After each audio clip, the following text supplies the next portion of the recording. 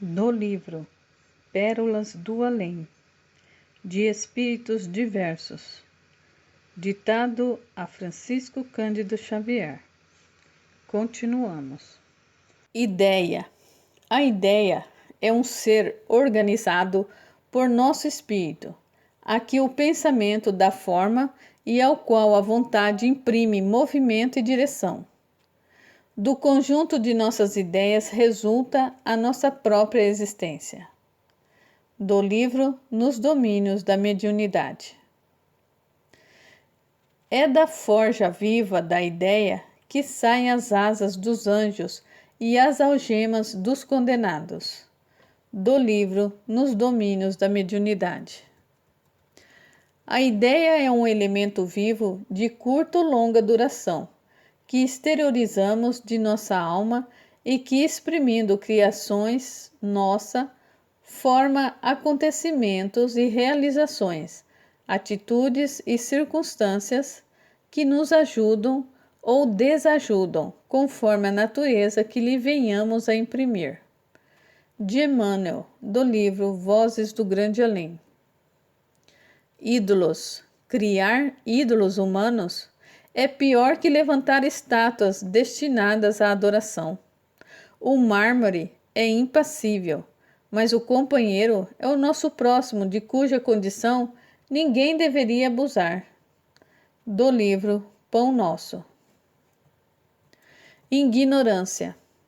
É a ignorância a magia negra de todos os infortúnios. De Demétrio Nunes Ribeiro, do livro Falando a Terra. A ignorância é apenas uma grande noite que cederá lugar ao sol da sabedoria. Do livro Fonte Viva. É imprescindível tratar a ignorância com um carinho medicamentoso que dispensamos ao tratamento de uma chaga, porquanto golpear a ferida sem caridade será o mesmo que converter a moléstia curável num aleijão sem remédio. Do livro Pensamento e Vida. Ignorância católica. Eu, por mim, católico militante que fui, sempre aguardei o sossego beatífico depois da morte. Vim com todos os sacramentos e passaportes da política religiosa, passados em solenes exéquias. Creio, todavia, que o serviço diplomático de minha igreja não está bem atendido no céu. Não trouxe bastante documentação que me garantisse a paz na transferência. Em vão reclamei direitos que ninguém conhecia e supliquei bênçãos indébitas. Em face do meu desconhecimento aqui predominante, a meu respeito, regressei ao velho templo, onde ninguém me identificou. Desesperado, então, me mergulhei por longos anos e dolorosa cegueira espiritual. E, francamente, rememorando fatos, rio-me ainda hoje da confiança ingênua com que cerrei os olhos no lar pela última vez. O padre Gustavo prometia-me a convivência dos anjos e asseverava-me que eu seria levado em triunfo aos pés do Senhor. E isso apenas porque legara 5 contos de réis à nossa antiga paróquia. Meus familiares acompanhavam em pranto o nosso diálogo final, em que a minha palavra sufocada comparecia monossílabo, de longe em longe, na extrema hora do corpo. E, no entanto, se era quase impossível para mim o comentário inteligente da situação, o pároco falava por nós ambos, explanando a felicidade que me caberia no reino de Deus. Médico de curta jornada, mas de intensa observação, a moléstia me enganou, mas inexperiente nos assuntos da alma, confundiram-me plenamente as promessas religiosas. Penetrando o portão do sepulcro e não me sentindo na corte dos santos, voltei copiando perigosas atitudes dos sonâmbulos para interpelar o sacerdote que me encomendara, e cego peregrinei por muito tempo entre a aflição e a demência, nas criações mentais enganadoras que trouxera do mundo físico. Do livro Obreiros da Vida Eterna. Igreja. As igrejas são sempre santas em seus fundamentos e o sacerdócio será sempre divino, quando cuide essencialmente da verdade de Deus. Mas o sacerdócio político jamais atenderá à sede espiritual da civilização. Sem o sopro divino, as personalidades religiosas poderão inspirar respeito e admiração, menos a fé e a confiança. Do livro Nosso Lar. Igreja Católica. Apesar dos numerosos desvios da Igreja Romana, que esquecera os princípios cristãos tão logo que chamada aos gabinetes da política do mundo, nunca o catolicismo foi de todo abandonado pelas potências do bem no mundo espiritual. Advertências inúmeras lhe foram enviadas em todos os tempos da sua vida histórica, pela misericórdia do Cristo, condoído da impiedade de quantos, sob o seu nome, manchavam o altar dos templos. Enquanto esteve subordinado ao imperador de Constantinopla, a instituição católica trabalhou para libertar-se de semelhante tutela, procurando a mais ampla independência espiritual, somente conseguida depois do Papa Estevão II, em 756, com a organização iníqua do chamado Patrimônio de São Pedro, constituído por territórios conquistados aos povos gregos, a golpes de espada. A esse tempo, os vários soberanos da época dispunham da Igreja de acordo com os seus caprichos pessoais, conferindo dignidades eclesiásticas às consciências mais apodrecidas. A sede do catolicismo se transformara em vasto mercado de títulos nobiliárquicos de toda a espécie. Até depois do século X, semelhante situação de descalabro moral marchava para frente, num crescente espantoso. Os apóstolos do Divino Mestre, nas claridades do infinito, deploram semelhantes espetáculos de indigência espiritual e promovem a reencarnação de numerosos auxiliares da tarefa remissora nas hostes da regra de São Bento. Estes missionários da verdade e do bem operam a restauração do mosteiro de Cluny, de onde sairiam pensamentos novos e energias regeneradoras. Do livro A Caminho da Luz. Igualdade. A concepção igualitária absoluta é um erro grave dos sociólogos em qualquer departamento da vida. A tirania política poderá tentar uma imposição nesse sentido, mas não passará das espetaculosas uniformizações simbólicas para efeitos exteriores, porquanto o verdadeiro valor de um homem está no seu íntimo, onde cada espírito tem a sua posição definida pelo próprio esforço. Nessa questão, existe uma igualdade absoluta de direitos dos homens perante Deus, que concede a todos os seus filhos uma oportunidade igual nos tesouros inapreciáveis do tempo. Esses direitos são os da conquista da sabedoria e do amor, através da vida, pelo cumprimento do flagrado dever do trabalho e do esforço individual. Eis porque cada criatura terá o seu mapa de méritos nas sendas evolutivas, construindo essa situação nas lutas planetárias, uma grandiosa escala progressiva em matéria de raciocínios e sentimentos, em que se elevará naturalmente todo aquele que mobilizar as possibilidades concedidas à sua existência para o trabalho edificante da iluminação de si mesmo, nas sagradas expressões do esforço individual. Do livro O Consolador. Iluminação. Não é justo esquecer os grandes serviços da Igreja de Jerusalém aos pobres e necessitados. Mas a assistência piedosa dos seus trabalhos tem sido, muitas vezes, sua tábua de salvação. Existem, porém, outros setores de atividade, outros horizontes essenciais. Poderemos atender a muitos doentes, ofertar um leito de repouso aos mais infelizes, mas sempre houve e haverá corpos enfermos e cansados na terra. Na tarefa cristã, semelhante esforço não poderá ser esquecido, mas a iluminação do Espírito deve estar em primeiro lugar.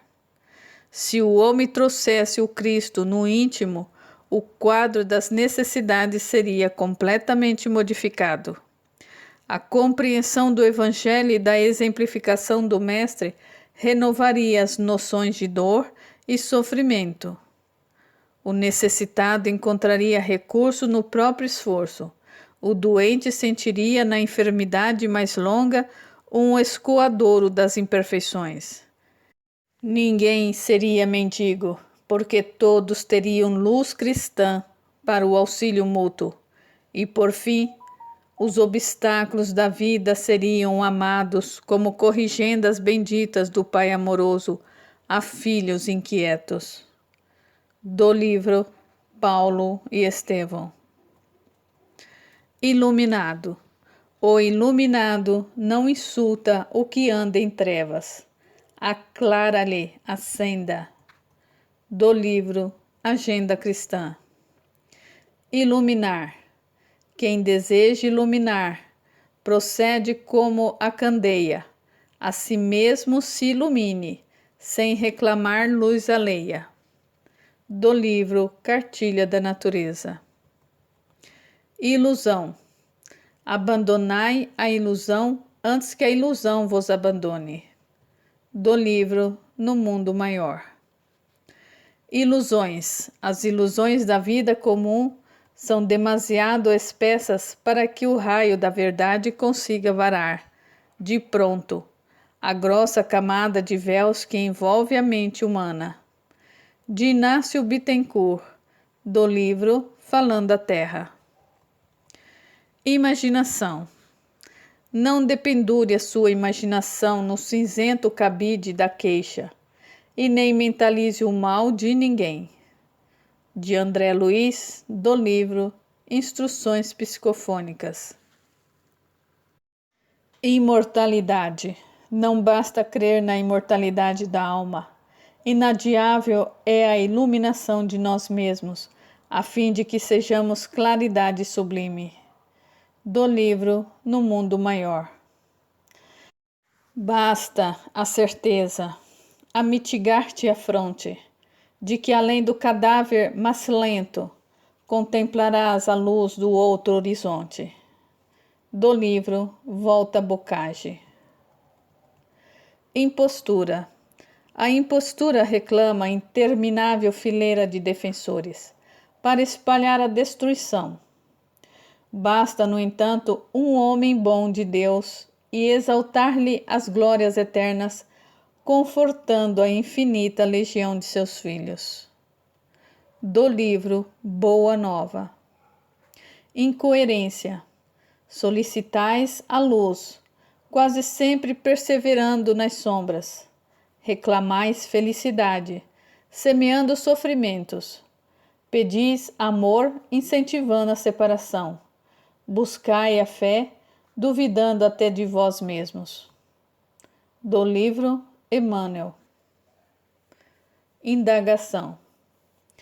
Toda indagação séria é justa, e toda análise conscienciosa produzirá os frutos doces da verdade. Mas entre a mentalidade indagadora e a mentalidade leviana existe considerável distância. A grande questão de todos os tempos não é propriamente a de conhecer, mas a de entender a finalidade do conhecimento. Do livro Pontos e Contos. Individualidade. A individualidade é um número consciencial que ou se ilumina, afinado com os valores de sublimação, ou se escurece em contato com os fatores de embrutecimento a que se prenda em vibrações de baixa frequência. De Farias Brito, do livro Falando a Terra. Se o governante, o legislador, o juiz, o administrador, o escritor, o poeta, o pintor, o escultor, o revolucionário e o mendigo não revelam na individualidade traços marcantes e vivos do mestre, demonstrando possuir-lhe o espírito, em verdade ainda não são dele. Parecem, mas não são. Do livro Vinha de Luz. Inércia. Aquele que se precipita no mal e não se levanta, erra duas vezes, porque a inércia na retificação é muitas vezes um pecador maior que a ofensa. De Abel Gomes, do livro Falando a Terra. A inércia opera a coagulação de nossas forças mentais nos planos mais baixos da vida. Do livro Entre a Terra e o Céu. Inferno. Quase todas as escolas religiosas falam do inferno apenas angustiosas e terríveis, onde os condenados experimentam torturas eternas. São raras, todavia, as que ensinem a verdade da queda consciencial dentro de nós mesmos, esclarecendo que o plano infernal e a expressão diabólica encontram início na esfera inferior de nossas próprias almas. Do livro Missionários da Luz.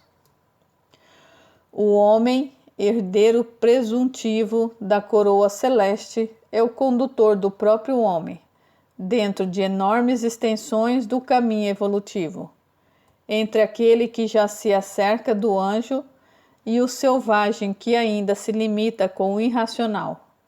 Existem milhares de posições ocupadas pelo raciocínio e pelo sentimento dos mais variados matizes. E se há uma corrente brilhante e maravilhosa de criaturas encarnadas e desencarnadas que se dirigem para o monte da sublimação, deferindo o glorioso cântico de trabalho, imortalidade, beleza e esperança, exaltando a vida. Outra corrente existe, escura e infeliz, nas mesmas condições, interessada em descer aos recôncavos. O homem, herdeiro presuntivo da coroa celeste, é o condutor do próprio homem, dentro de enormes extensões do caminho evolutivo, entre aquele que já se acerca do anjo e o selvagem que ainda se limita com o irracional. Existem milhares de posições ocupadas pelo raciocínio e pelo sentimento dos mais variados matizes.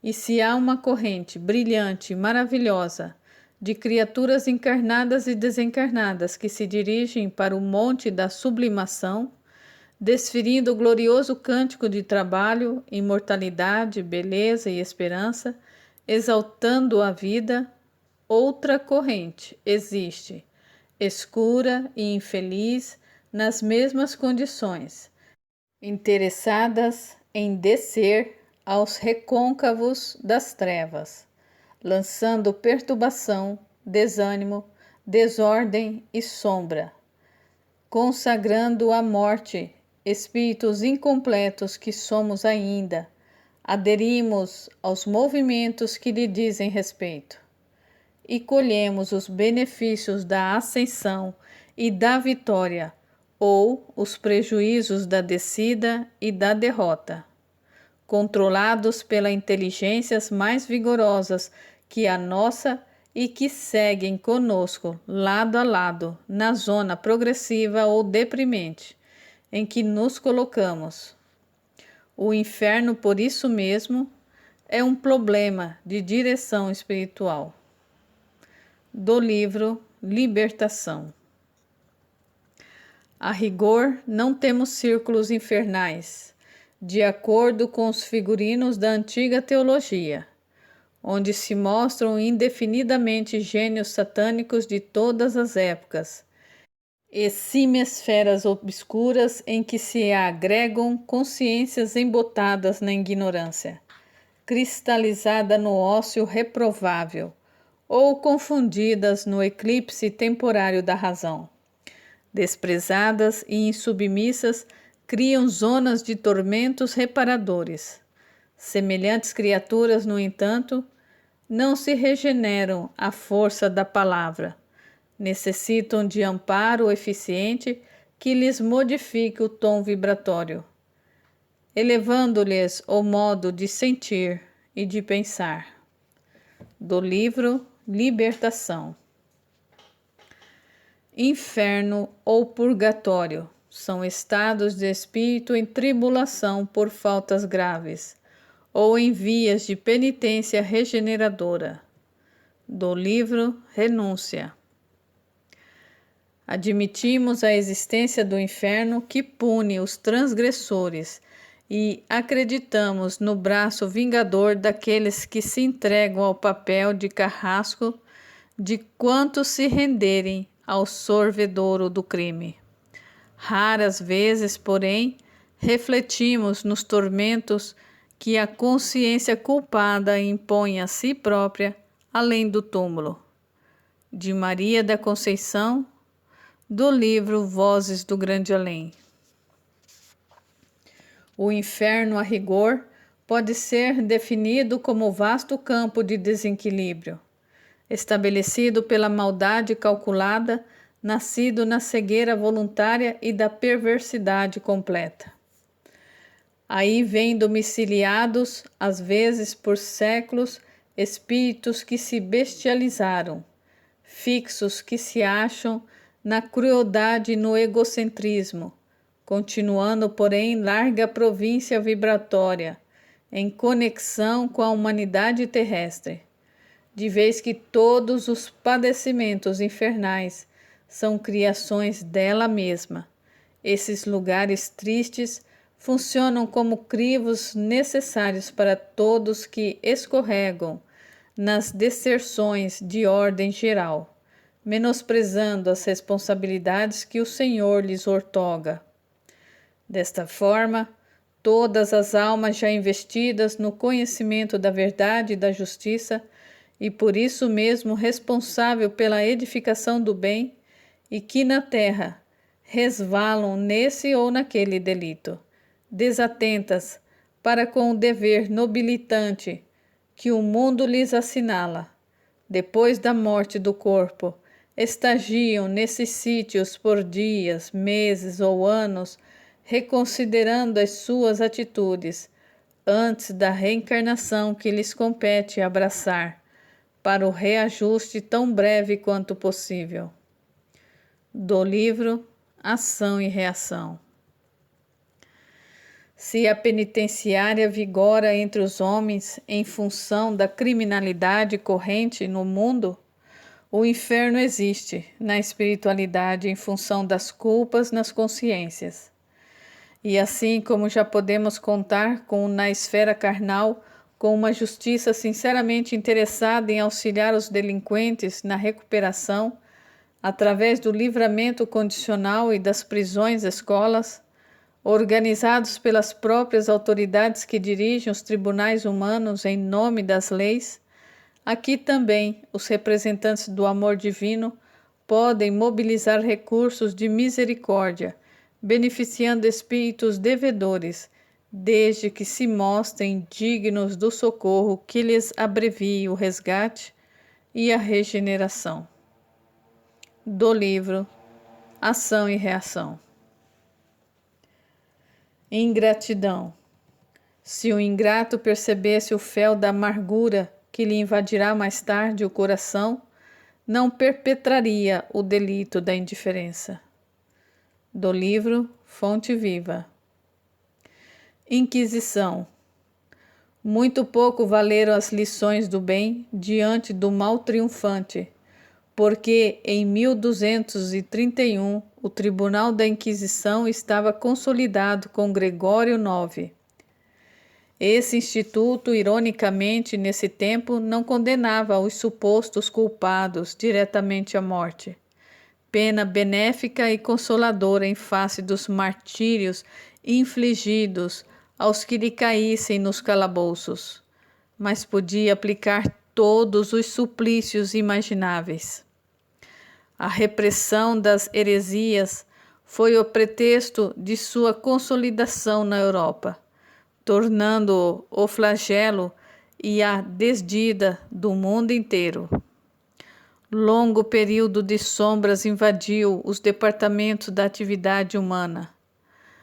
A penumbra dos templos era teatro de cenas amargas e sacrilegas.